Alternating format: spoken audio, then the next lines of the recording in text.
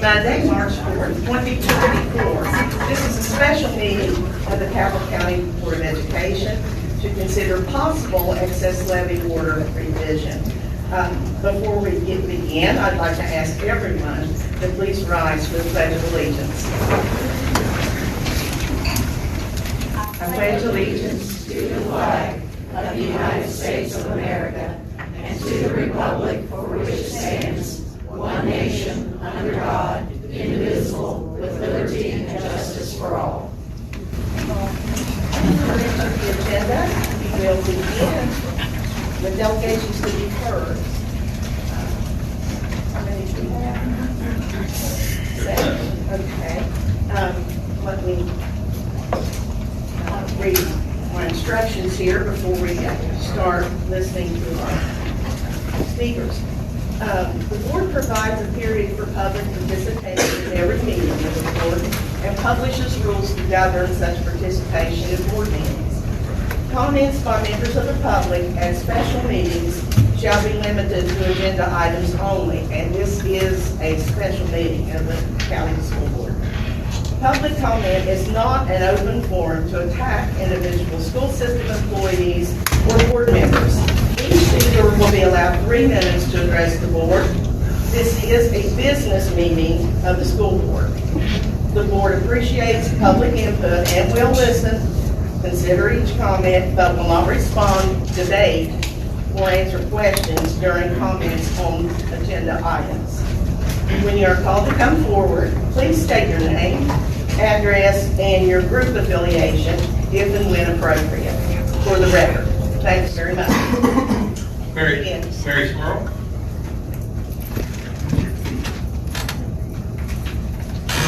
Good afternoon, my name is Mary Squirrel. Okay, I'm not going to waste my breath or anyone's time asking anything of you all. I was at the August 1st meeting and I witnessed how little you care and what respect you have for what your community wants. Instead, I'm going to spend my time here reminding you all of why you were supposed to be here in the first place, and maybe how you ended up here now. If you search through the internet for quotes about teachers, you would be hard-pressed to find a negative one, because teachers are amazing. Let me just throw this one at you. Teaching isn't just a job, it's a voluntary pledge to make the world a better place, one student at a time. It's a sacrifice of spare time, social life, sanity, and oftentimes pride. The world owes teachers a raise.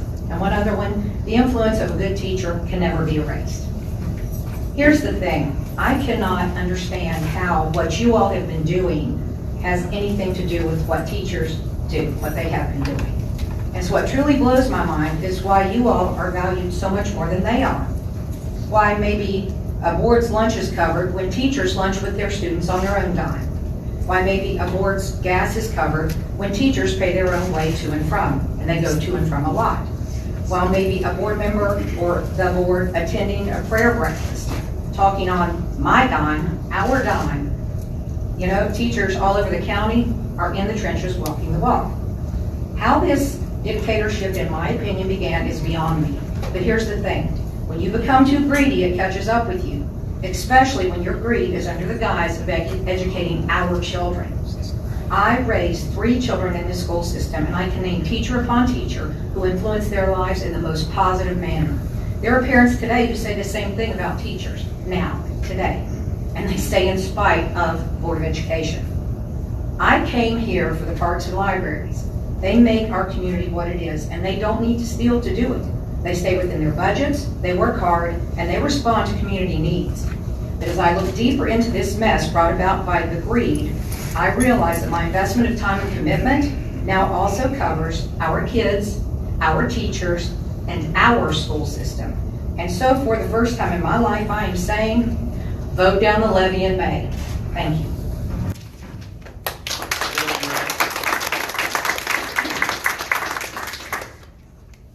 Good afternoon. My name is Billy Ray.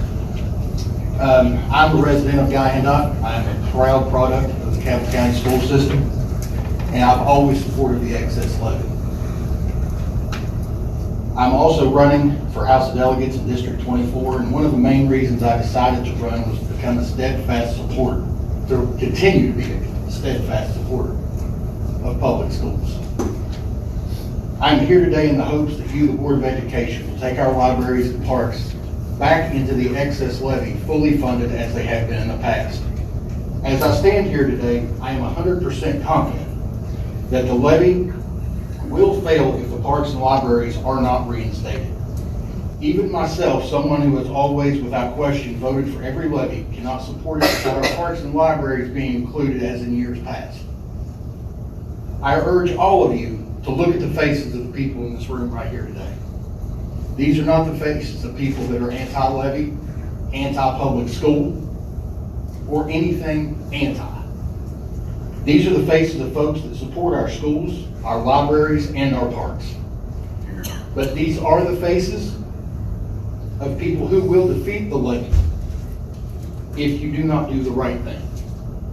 Again, I urge you to do the right thing now on your terms, or you will be forced to do it in the fall when the levy is overwhelmingly defeated because of your bad judgment. There is a better way to do things, and it's never too late to do the right thing. Thank you very much.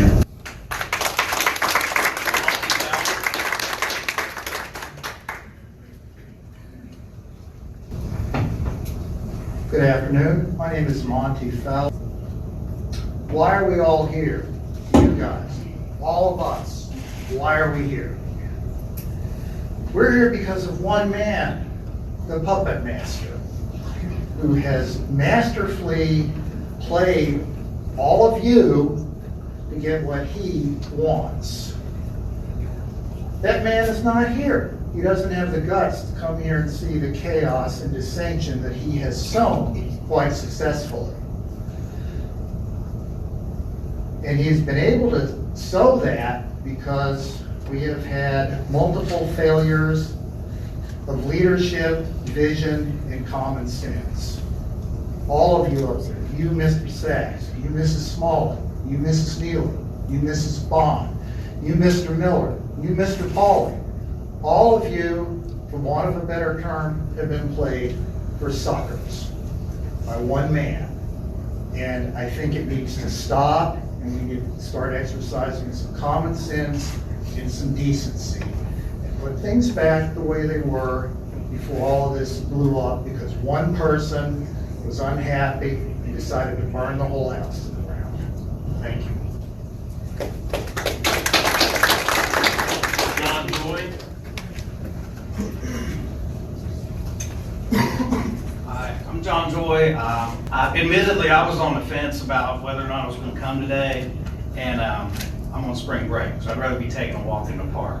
But I was taking my son to school this morning, and he said, "Tell me what happens at the board meeting." So how could I not come? He was here on August 1st, and he has been on fire for the parks and libraries ever since. Not just because of what he observed on August 1st, but because he's been brought up on so many of the awesome parks and library programs. And he wants to ensure the next generation has that same opportunity. That's what a good, compassionate citizen does. I'm here to encourage full funding for libraries and parks. And it's not just me. This is a bipartisan issue. This is community-wide. It brought me so much joy last week. Last week was a hard week.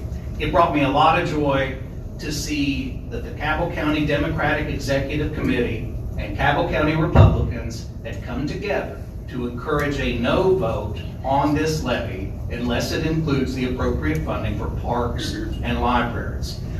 Longtime delegate Matthew Rohrbach, Dr. Rohrbach, expects the levy to, in his words, fail overwhelmingly. And he's right.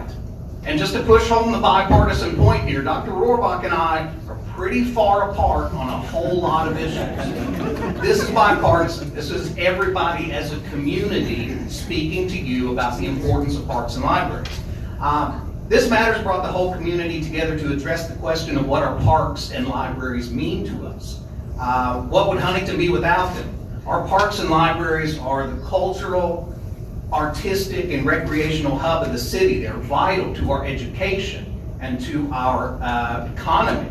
And they greatly enhance our health and wellness, physically and mentally. Better yet, their benefits are for everyone of all ages of any background, including our Cabell County students. We love our parks and our libraries, and we love how much we love our parks and libraries, and I love how much we've shown it as a community over the past 7 months. I don't know how the Board of Education does not realize how much damage has been done, but it's clear that this current half-hearted let's move on approach is not working. In fact, it's making matters much worse. When you lose the respect of your constituents, it is very difficult to earn it back. Don't blame the voters for exercising the nuclear option here and voting against the excess levy on May 14th. That's on the superintendent and the board. They have known from the outset that this levy does not have community and constituent support. Thank you.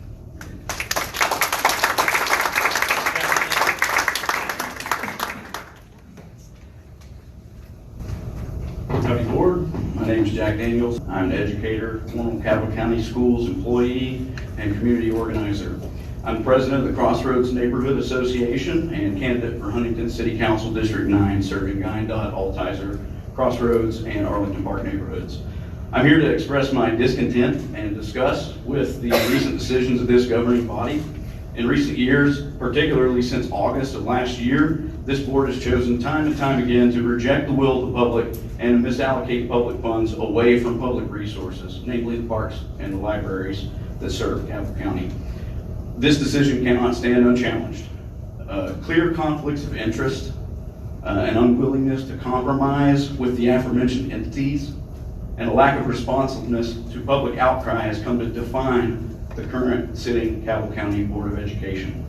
I'm here to support the No Parks, No Libraries, No Levy community organization, but also to remind this board here that they are an elected body. A primary election's on us very soon, and your role in this governing body hangs in that balance. Our goal is to provide transparency, visibility, and context to this board's decisions, particularly harmful financial decisions that have floated through these meetings in spite of public dissent. So losing funding for our parks and libraries would be detrimental to not only the city of Huntington and Cabell County, but to all of the western counties and to the entire state. The surrounding communities rely on our parks and library infrastructure to meet basic needs for access to education. Choosing to defund them, as outlined in the August 1st, 2023 decision, is unconscionable. The reasons we've been given for this decision are declining enrollment. Enrollment numbers go down, administrative pay go up, while we continue to build new facilities outside of the neighborhoods where students live, increasing strain on transportation and infrastructure per mile. I don't have an MBA or a CPA, but it doesn't take a genius to figure out that math ain't mathin'.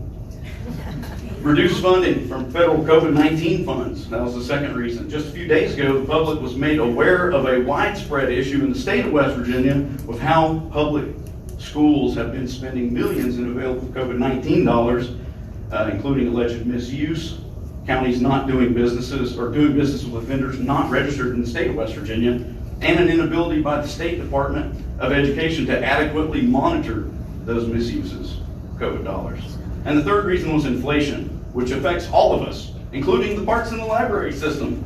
We knew that inflation was set to rise, and we had ample notice to prepare for this during the COVID years, while the funds that we received from the state and federal government were misallocated. Every dollar removed from the parks and libraries, which are already razor-thin budgets, will have an enhanced negative impact due to inflation.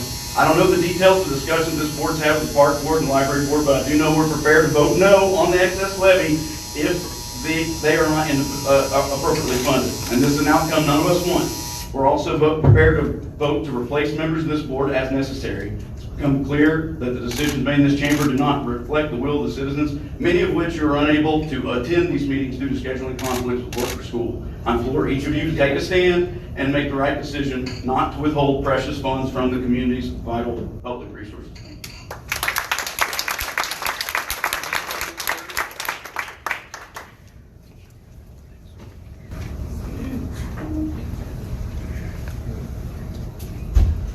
Hello, members members of the board. I'm Amanda Beach Burge, Chair of the Democratic Executive Committee and candidate for House District 23. This board has heard me speak several times on this topic, and they've probably read or heard my comments in the news.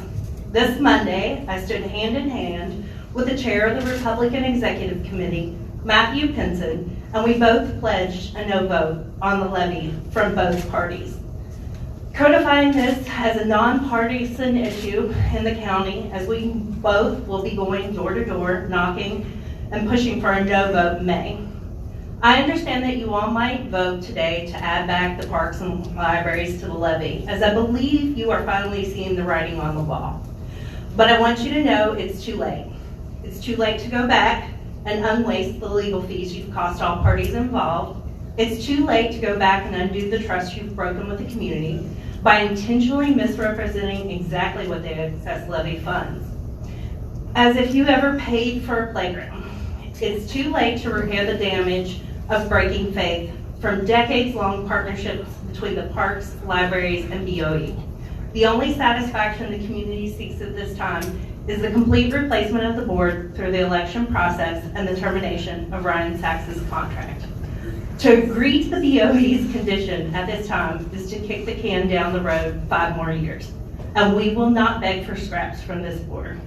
The teachers, students, and community members don't have 5 more years to waste on this dictatorship.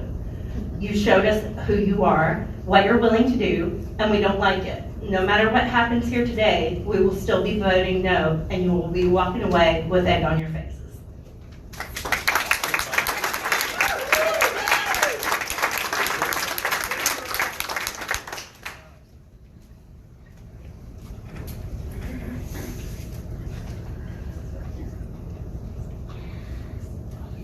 Hello, my name is Reed Byers. I'm a Cabell County resident. I'm also a passionate supporter of youth and families in West Virginia.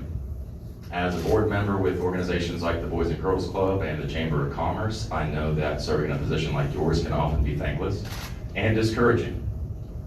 The reward I've found through service, as you all may be able to relate, is seeing lives changed and the mission of our organization fulfilled, which often has healthy youth, communities, and families at the focus. West Virginia is facing some of the highest obesity, poverty, and overdose rates in the country. To combat that, an urgent and impassioned focus on our youth is paramount to prevent those rates from rising. Those rates, when we bring them to reality, they illustrate the death of our loved ones and of our children, and the unnecessary struggles we're all responsible for helping prevent. I lost my best friend, Valley Smith, to overdose when he was 22 years old. And as a teenager, when we roamed the town being mischievous, feeling disempowered, our chief complaint was that there was nothing to do. Just a few weeks ago, I spoke to a 14-year-old student from the Cabell County school system, and I asked him, I said, if there's something you could do to improve your community, to make it better, what would it be? And this young man, mind you, he's developing his career at 14 years old as a music writer, performer, and producer. And he said if there's something he could do to change his community, it would be to have something to do, so he could stay motivated and distracted from the challenges he had at home. He talked about how discouraged he and his friends were because of the lack of things to do. And this past summer, I spent a month up in Pittsburgh during June, and I was absolutely amazed at the number of parks up there. Every 4 or 5 blocks, you've got a thriving park, not a relic or an antiquated example of what could have been, but something that thriving families and community members were playing and running in. And if it wasn't for my deep passion for helping West Virginia heal, I'm not sure that you'd have a strong argument to keep me in the state to stay. I'm not here to point fingers, criticize, or condemn. I'm here to respectfully ask for you all to help. The children need our help, and they need our community to have thriving parks and libraries where our kids can cultivate their holistic learning, health, and education. We all deserve that. I don't know what it's like to manage a $200 million budget, or to be responsible for hundreds of teachers, or the educational outcomes for thousands of youth. I don't. But I do know what it's like to feel disenfranchised, disrespected, and unheard. I'm asking you all to hear the cry of your community, to respect the need we all have for diverse and dynamic learning settings, and to empower our community to work together by restoring full funding for libraries and parks. Thank you.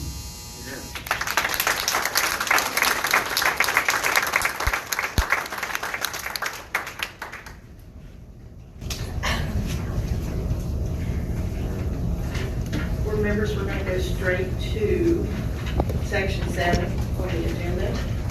Special board items. Dr. Sachs. Sure. So we do have 3 items for consideration this afternoon, board members. Before we get into that, I do have some explanation that I'd like to be able to provide.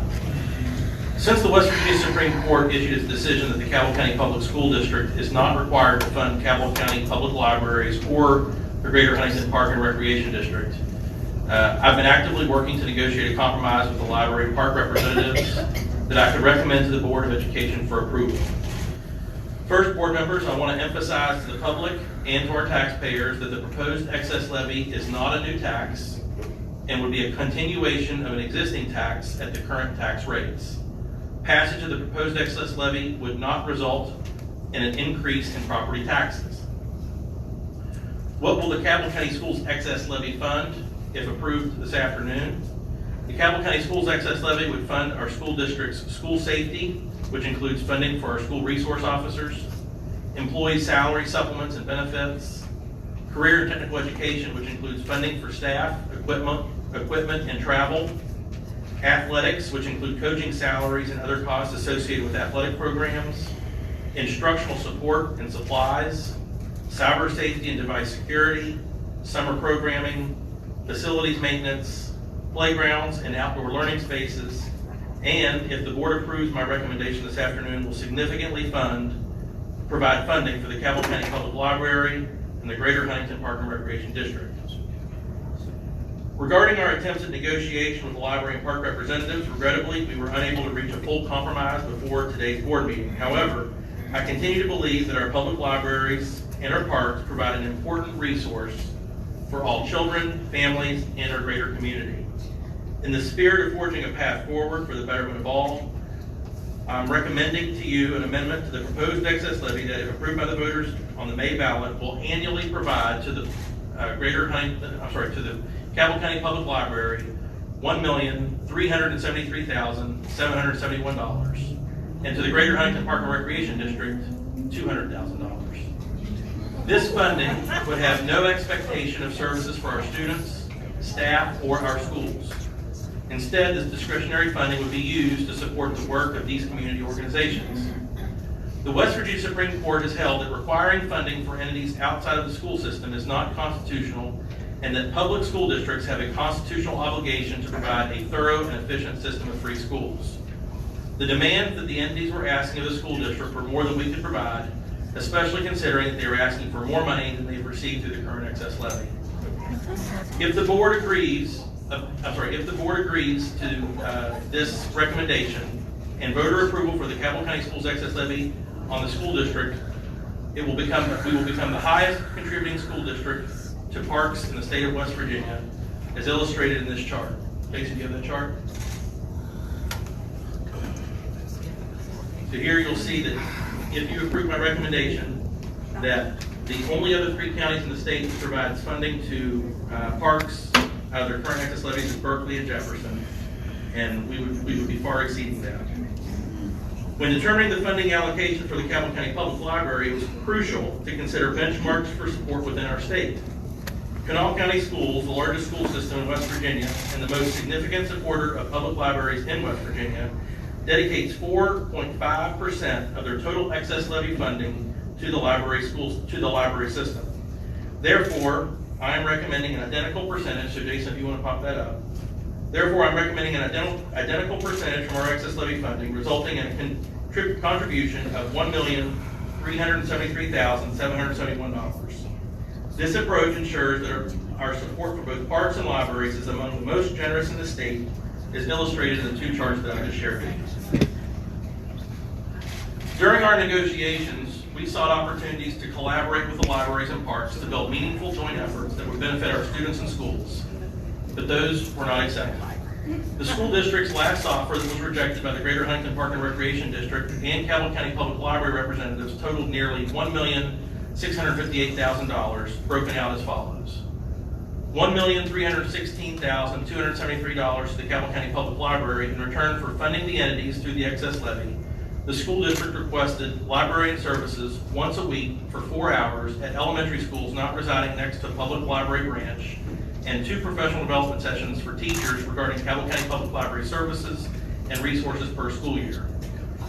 $342,506 to the Greater Huntington Park and Recreation District in return for funding that would provide landscaping services once per year at each of our school district sites prior to the start of the school. In addition, we requested collaborative hosting of 2 Greater Huntington Park and Recreation District events at one of our school sites each year. Despite our inability to meet the initial funding demands, we received some good news on Friday. On Friday, March 1st, we received property values from the Cabell County Assessor's Office, which provide an additional $1.2 million in levy revenue beyond what was anticipated last August.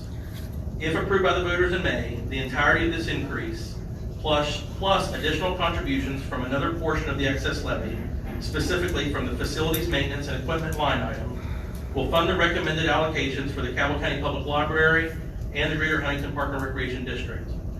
This recommendation, I believe, is a testament to our desire to move beyond our disagreements and ensure parks and the public library receive significant support without impacting other critical budgetary commitments, such as our district employees' salaries and benefits from the excess levy. Your salary. Madam President and Board, that is my recommendation. And unless there's any questions, I'm going to recommend that I'm going to pull item 7.01 and item 7.02, the memorandum of understanding. And I recommend the adoption of the amended and restated excess levy order as I just described. Mr. Sachs. Please. No. You may not interrupt this meeting. Then I'm gonna leave. You have the opportunity to speak, sir. I did. In the daytime. And now All I'm right. done. Now we need to hear from our board members. No. No. I vote no on this one, and I'll make sure everybody does too. Library, no levy. Full funding, no Parks, no levy. library, no levy. The parks, no library, no levy.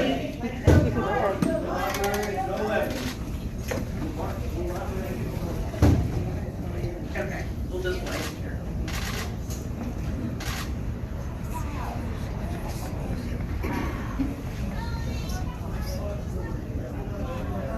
All right, board members.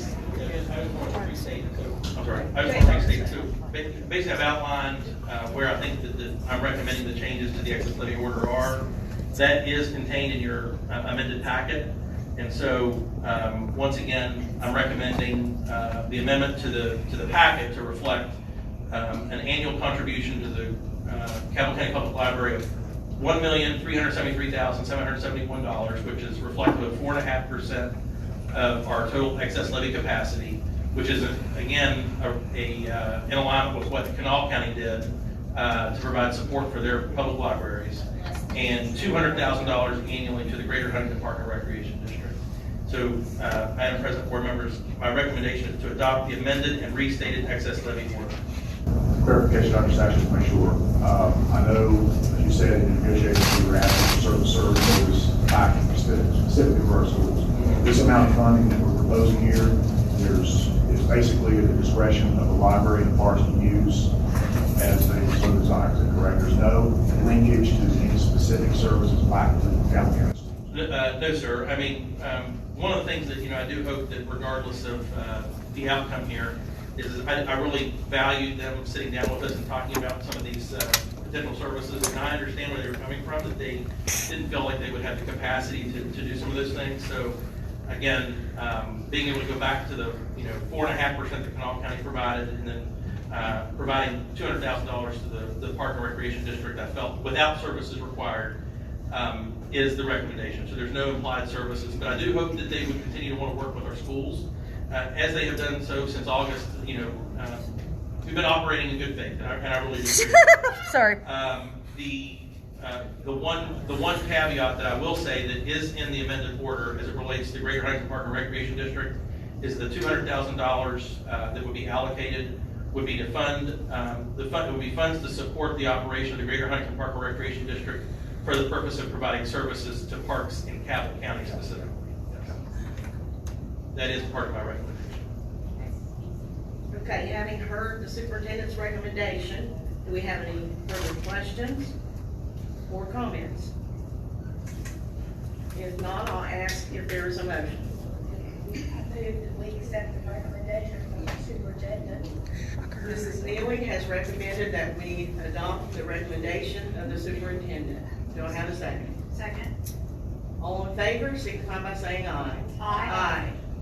Vote is unanimous and passed. With Shame all on due you. respect, I vote for the levy personally because it funds our parks and our libraries. So I just think that it's important to say that the number you have given is not what it has been previously and should be the correct amount to fund both of them fully. You should have signed Yes. up to speak. ma'am. Well, I'm sorry, I don't have kids, I shouldn't be here. So, we care about our community. I don't The vote's appreciate. already been I taken. agree, but I And you felt like can't line up to speak. it was. You should have gotten better eyebrows. Please be quiet. Ms. Rhonda Smalley, I apologize that you feel that way, but it is important for us to speak. Thank you so much for your You should have time. signed up to speak. We gave everyone the opportunity. I'm You sorry, should- again, I don't know how it works. Yes, sir. Two things. I think it's interesting that some of the same people who claimed on August 1st that we would not listen. Oh, don't you They dare. would not allow us to have a discussion because here is the only time that we can have a discussion with our board is during a board meeting. And we were shouted down on August 1st, you could not speak. Today, some of the same people would not want to stick around to hear if there was some discussion that we had. They wanted to get up and leave. What discussion? You Number keep telling two, us to the shut other up. thing I would like to say is, I think one You of the sitting up positive there things- is not a discussion.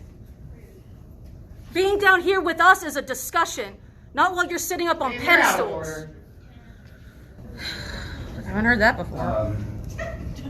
I think one of the positive things that came out of the meeting that I was able to attend with Parks and Libraries was how much the school system through Ashley Stevens has promoted parks and libraries very much throughout this entire time.